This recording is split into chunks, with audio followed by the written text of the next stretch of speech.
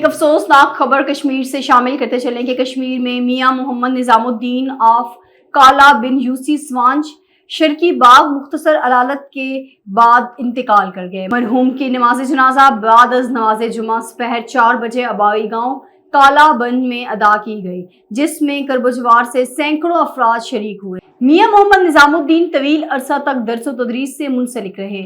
موصوف انتہائی شفیق، ملنسار اور عمدہ اوصاف کے مالک تھے۔ اللہ پاک مرحوم کی مغفرت فرمائے اور جملہ لواحقین کو صبر دے۔ میاں صاحب کی کوئی اولاد نہ تھی مگر ہزاروں شاگرد ورثہ میں چھوڑے۔